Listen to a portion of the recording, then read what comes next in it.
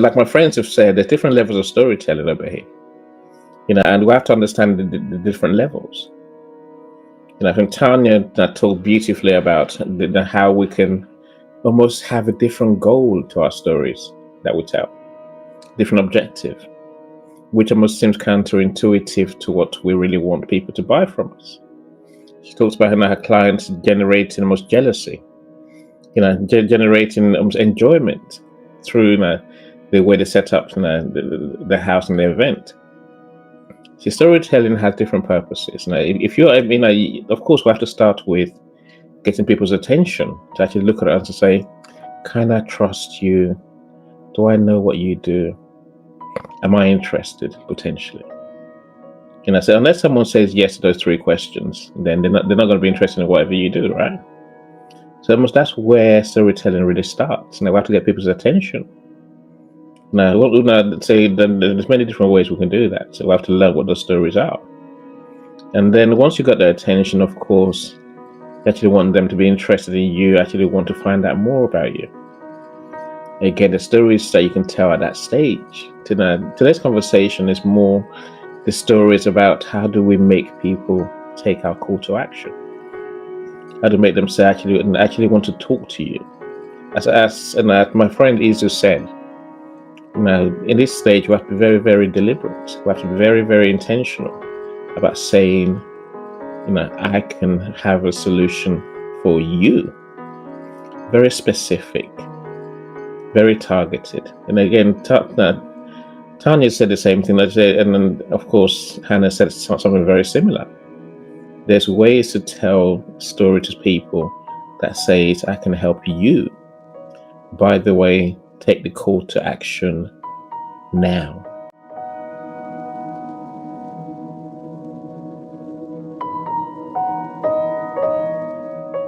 And just listening to our speakers introduce themselves, I've learned a lot already about storytelling. And by the time we leave today, we're going to be on the verge of being very good at storytelling. Not quite experts, because I think we need a bit more help, a bit more structure that you can get in an hour's conversation, right?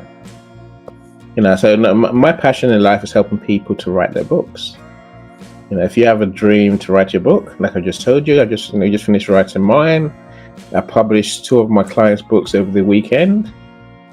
So literally that's what I do for people. If you've written a book, not published it, let's talk. Let's get that book out there. Your book's doing no good to you on your computer, right?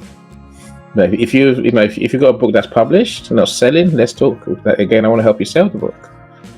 Then you're not helping anyone. You're definitely not helping yourself either. Of course, my other favorite trick is audio rooms.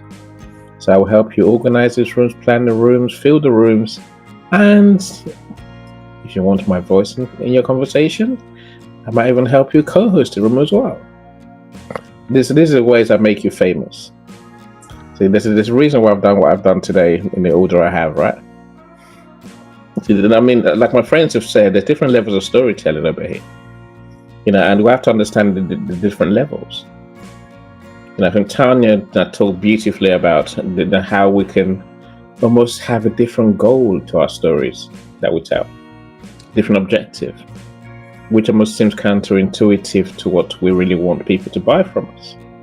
She talks about how her clients generating almost jealousy, generating almost enjoyment through the way they set up the house and the event. See, storytelling has different purposes. If you're, of course, we have to start with getting people's attention to actually look at it and to say, can I trust you? Do I know what you do? Am I interested potentially?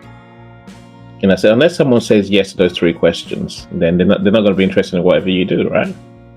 So almost that's where storytelling really starts. We have to get people's attention. Now, there's many different ways we can do that. So we have to learn what those stories are. And then once you got their attention, of course, you actually want them to be interested in you, actually want to find out more about you. Again, the stories that you can tell at that stage. Today's conversation is more the stories about how do we make people take our call to action. How to make them say actually want to talk to you. As my friend Izu said, in this stage, we have to be very, very deliberate. We have to be very, very intentional about saying, I can have a solution for you. Very specific, very targeted. And again, Tanya said the same thing, and then of course Hannah said something very similar. There's ways to tell story to people that says, I can help you. By the way, take the call to action now. That's what storytelling for lead generation really comes down to. I'll tell you more if I get a chance when we come around to the conversation itself. Obehi, let me pass the mic back to you, my brother. It's all yours. Thank you so much, brother. I appreciate you. I really do. And of course, you're going to have your time again. All of us are going to have our time to come around, because we do have some sizable number in the VIP room. It's going to be like this. Of course, when we have people coming in, we allow them to also share something. But of course, each of us is going to have a question to respond to, so we can help the listener understand and get more value out of the time that we are spending here. And of course, for the people that are going to tune into this conversation later on, because our strategy here is to record the room so that it can be available. Why are we doing that? We are doing that because at the heart of Aclasses, which is actually our business page, we strongly believe in the power of story, in the power of leaving something behind, which is even when we are gone, even when we are no longer here, the conversation that we are having now is going to be available for people. Our children are going to have access to it, because this is the time for us to build our story, to build our narrative, and to leave something behind for them. So we are doing this intentionally, recording the room and making it available for people that are going to be here to also learn from them.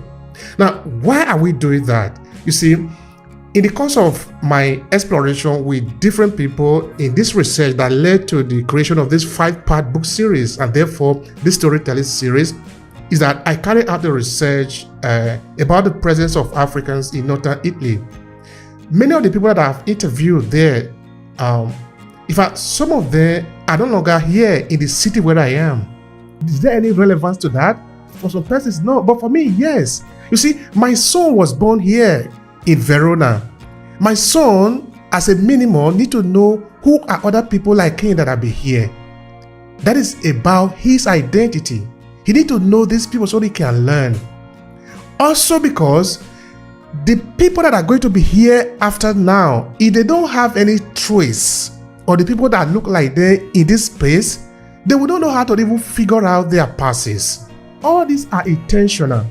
And having listened and looked at the people that I've interviewed, some of them, unfortunately, sorry to say, have died too. I've interviewed people whom, after I have maybe published their episodes, somebody will call me and say, oh, that person you have interviewed the other day is dead. And this have not happened only 1 or 2 times, a number of times. And that also goes to say that the chance that we have to tell our story, we should really treasure it. Because there is no guarantee that you are going to be here tomorrow. So let's leverage this story. Let's use it to connect. Let's use it as an instrument to build connection. That is what storytelling is in for. To build connection, to connect with people. Whether you are a Fortune 500 or you are just a business in the corner that is trying to do something, at the end of the day, if you are using storytelling, you are looking for a better way to connect to the audience. Because the people you are serving are people. And the best way to speak to people is to use story. Because every one of us have a story.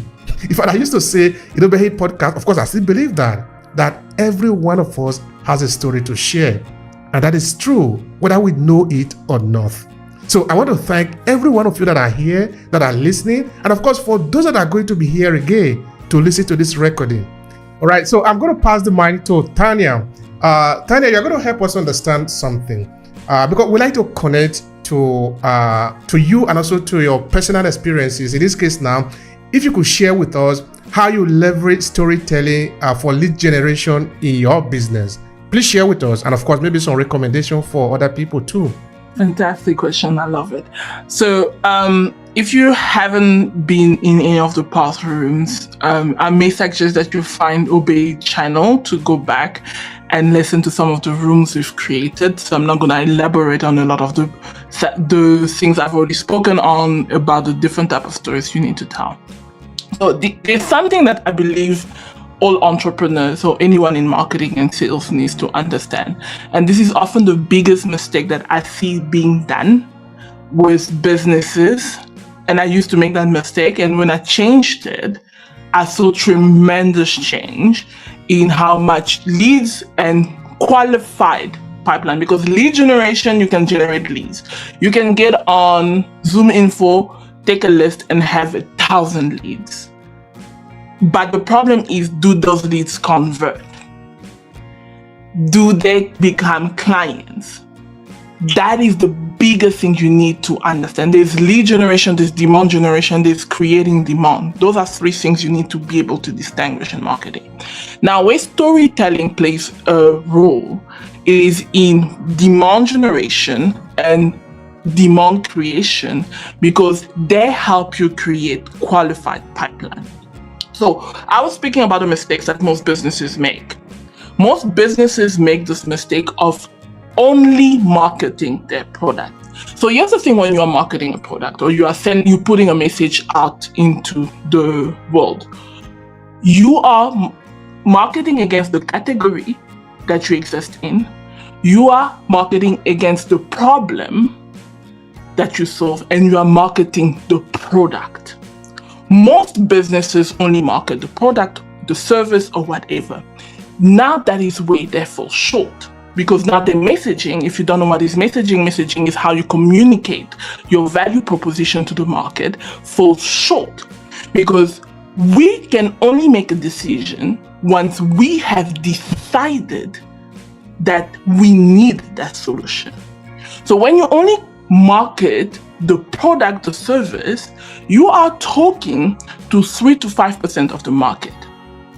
And in any market, 95% of the market is not in buying mode. So when you do not market against the category and you do not market against the problem, you shut 95% of the market off and you focus on the 5%.